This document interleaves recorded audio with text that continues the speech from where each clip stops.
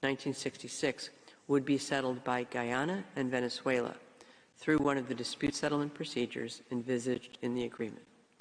The Court further notes that when the United Kingdom accepted through the Geneva Agreement the scheme for the settlement of the dispute between Guyana and Venezuela without its involvement, it was aware that such settlement could involve the examination of certain allegations by Venezuela of wrongdoing by the authorities of the United Kingdom at the time of the disputed arbitration.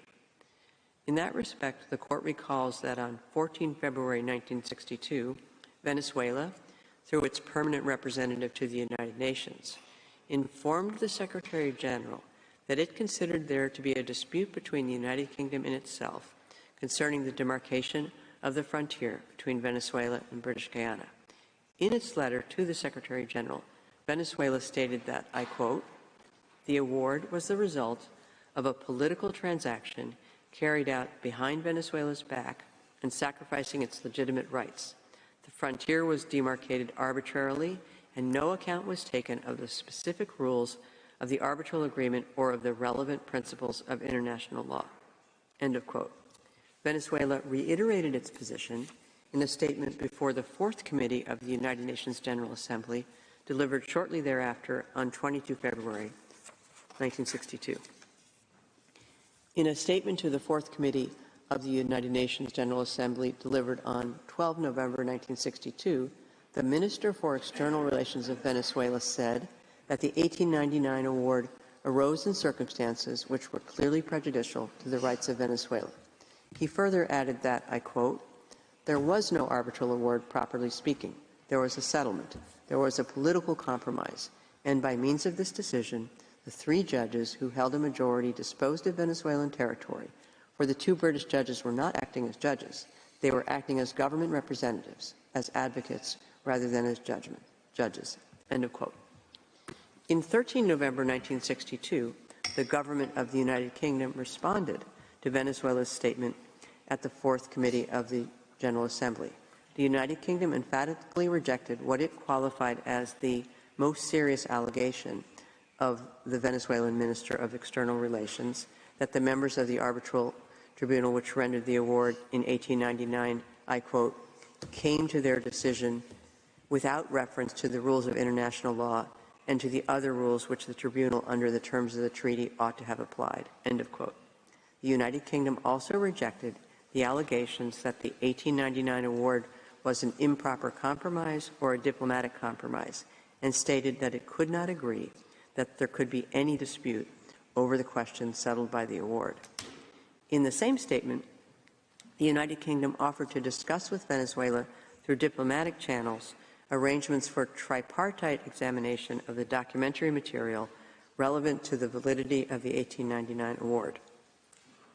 Following the tripartite examination, on 9 and 10 December 1965, the foreign ministers of the United Kingdom and Venezuela and the Prime Minister of British Guyana met in London to discuss a settlement of the dispute.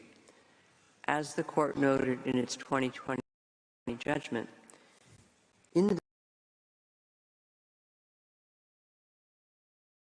discussion held on 9 and 10 December 1965, the United Kingdom and British Guyana rejected the Venezuelan proposal that the only solution to the frontier dispute lay in the return of the disputed territory to Venezuela, on the basis that it implied that the 1899 award was null and void and that there was no justification for that allegation. After the failure of these talks, the United Kingdom participated in the negotiation and conclusion of the Geneva Agreement. The Court is of the view that the United Kingdom was aware of the scope of the dispute concerning the validity of the 1899 award, which included allegations of its wrongdoing and recourse to unlawful procedures, but nonetheless accepted the scheme set out in Article 4, whereby Guyana and Venezuela could submit the dispute to one of the means of settlement set out in Article 33 of the Charter of the United Nations without the involvement of the United Kingdom.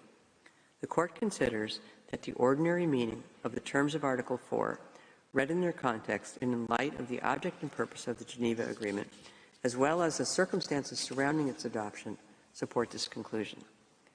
The Court refers next to Article 31, paragraph 3 of the Vienna Convention, which provides that in the interpretation of a treaty, there shall be taken into account, together with the context, any subsequent practice in the application of the treaty which establishes the agreement of the parties regarding its interpretation.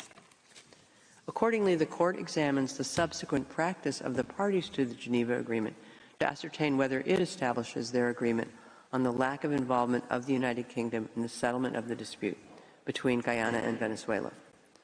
The Court observes that the United Kingdom did not seek to participate in the aforementioned mixed commission procedure, nor did Venezuela and Guyana request the United Kingdom's participation. Venezuela's exclusive engagement with the government of Guyana at the mixed commission indicates that there was a common understanding among the parties that Article 2 did not provide a role for the United Kingdom in the dispute settlement process. The Court further notes that Venezuela engaged exclusively with the government of Guyana when implementing Article 4 of the Geneva Agreement. In respect of the good offices process conducted by the Secretary-General of the United Nations, again, the Court observes that the United Kingdom did not seek to participate in the procedure set out in Article 4 to resolve the dispute, nor did the parties request such participation. Venezuela's exclusive engagement with the government of Guyana during the good offices process indicates that there was agreement among the parties that the United Kingdom had no role in the dispute settlement process. Accordingly, the practice of the parties to the Geneva Agreement further demonstrates their agreement that the dispute could be settled without the involvement of the United Kingdom. In light of the foregoing, the Court concludes that by virtue of being a party to the Geneva Agreement, the United Kingdom accepted that the dispute between Guyana and Venezuela could be settled by one of the means set out in Article 33 of the Charter of the United Nations, and that it would have no role in that procedure. Under these circumstances, the Court considers that the monetary gold principle does not come into play in this case. It follows that if the Court, in its judgment on the merits, were called to pronounce on certain conduct attributable to the United Kingdom, which cannot be determined at present, this would not preclude the Court from exercising its jurisdiction, which is based on the application of the Geneva Agreement. The preliminary objection raised by Venezuela must therefore be rejected. I shall now read out the operative part of the judgment. For these reasons, the Court, 1, unanimously finds that the preliminary objection raised by the Bolivarian Republic of Venezuela is admissible. 2, by 14 votes to 1, rejects the preliminary objection raised by the Bolivarian Republic of Venezuela.